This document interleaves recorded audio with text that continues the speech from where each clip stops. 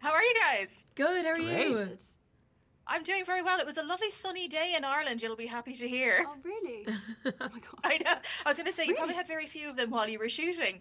Do you know, we actually had a heat wave while we were shooting in West Cork. And I think for maybe the first time ever on a production in Ireland, we had to wet down the roads in between our takes because They would just dry the weather up. was meant to be kind of wet and rainy. But we had blue skies, 25-degree heat. Yeah. Problematically good weather. Yeah. I suppose it's a good complaint to have. But of course, you filmed this probably nearly 2 years ago at this stage. So how is it to be finally reunited? Oh, it's so exciting. Great. We keep in touch, but we just I've seen Chris Wally a couple Loads, times. Yeah. But this is the first time I've seen both of you, right? Since I saw you in London once. We Oh, went for yeah, dinner. of yeah, course, yeah. of course. But only, because we're Okay. just so far away Okay. from each other. Robin and But, I see each other because we're in London together. I see Chris quite a lot. Yeah. Because Will's in the US, we see him a little less. But no, it's really nice to have us kind of all back together to release the show into the world. I know, and actually since the trailer dropped, I have been absolutely dying to talk about it because I was kind of one of those people hassling to be like, can I watch it yet, please? Can I watch it yet? Because, you know, when you see a disco tractor, you know it's going to be good. And I was so thrilled to see that it didn't let me down at all. And one thing that I really liked was the balance between kind of inserting those Irish stereotypes, but also giving like a wink and a nod to the Irish audience as well. So, Siobhan, from your perspective, how was that balance for you? It was really great because our writer Jez Sharf and the other writers in the room, who were mostly Irish themselves, and our creatives and everyone on board were really they placed a lot of importance on making sure that it was an authentic representation of Ireland, which means that there's, you know, lots of Irish sayings and even some lines off Gaeilge, and it feels, I hope, as an Irish person watching it, I felt that we kind of it felt quite real and definitely a genuine sort of portrayal of our country. So I hope that the rest of the Irish audience agrees as well. Yeah, and Will, I have to say, there's a line that Gilbert says in the first episode when Sean, I think it is, has said to him that, oh, you know, like Ireland is the tech capital of Europe, but he has this absolutely panicked look on his face as if to be like, oh my God, please tell me there's still like all of these like quaint little Irishy things involved. As someone who used to work in tourism, that was literally the face that I've seen on a lot of people. So I know you've been to Ireland a few times before, but was there anything in particular that really stood out to you when you came for this visit?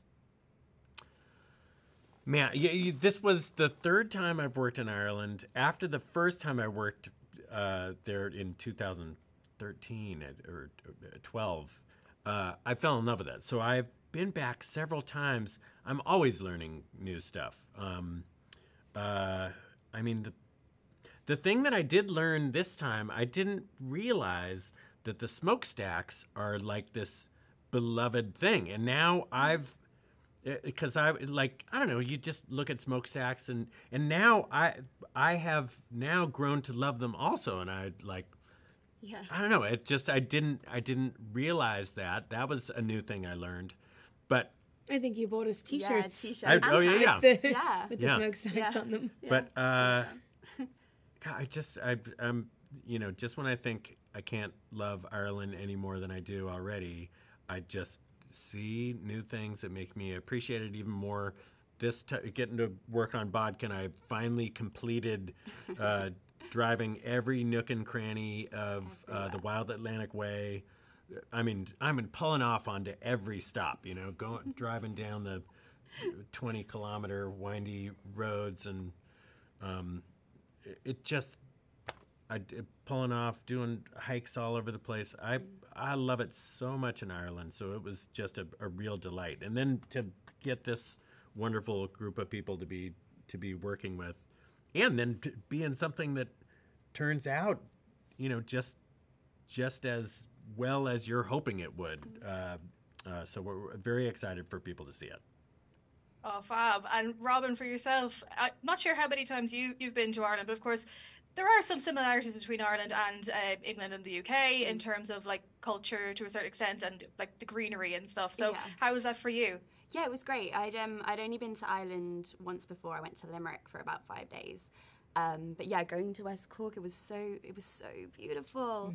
And Dublin was great, and Wicklow was just stunning as well. And yeah, it was great. I had such a good time. And everyone was so welcoming as well. Like, all the cast and crew was so great. Like, we'd go around for barbecues and lunches. And yeah, it was really sweet. Felt very welcomed in by everyone. I think one of the most interesting things about Bodkin is that it kind of combines some things that Netflix in particular is very well known for, which are these kind of like true crime series and also true crime podcasts. And it kind of meshes the two of them together with such a great like Irish twist to it. So for yourselves, like, are you true crime fans yourselves? And, you know, what do you think it is about them that really draws an audience in? I love a podcast. I love a podcast, true crime especially. Mm-hmm. It's like, you know what it is? I think it's like, for me, horror movies that are the scariest are like the... based on a true story. Yeah, the real ones. Yeah, like when people get possessed and you're like, that could maybe happen. And true crime stuff is like, it happens all the time. So you're like, oh my God, this could... Yeah, I don't know, there's just something riveting about it. And... yeah, so it's a bit, you know, it's pretty universally loved. Yeah, absolutely. Yeah. It's the twists and the turns. Yeah. It's because, you know, real life can be crazier than fiction, and I think that's really satisfying to watch as an audience member, and frightening too. Yeah. And what Irishisms, Robin and Will, have you taken home with yourselves? Have you found yourself going like, oh, that's gas, or something like that? Yeah, Siobhan says gaff for house all the time, like your gaff.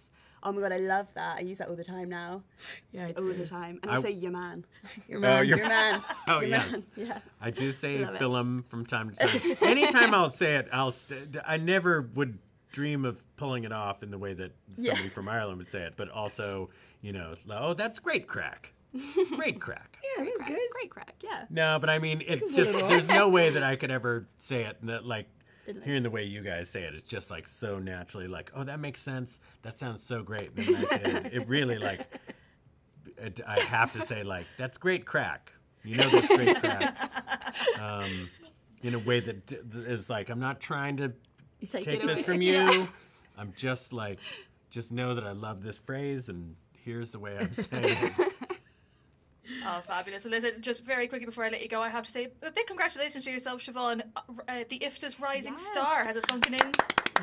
Thank you. So well deserved. Oh yeah, that was a real lovely surprise. That was we had a great weekend. It was a great night, kind of in the room with amazing people celebrating Irish TV and film. So yeah, it was a very, very special night. Brill. Thank you very much, folks. I look forward to seeing everyone's reaction to Bodkin now. Thank you so much. Thank you. I came to Bodkin expecting a simple cold case. What if the cold case isn't cold?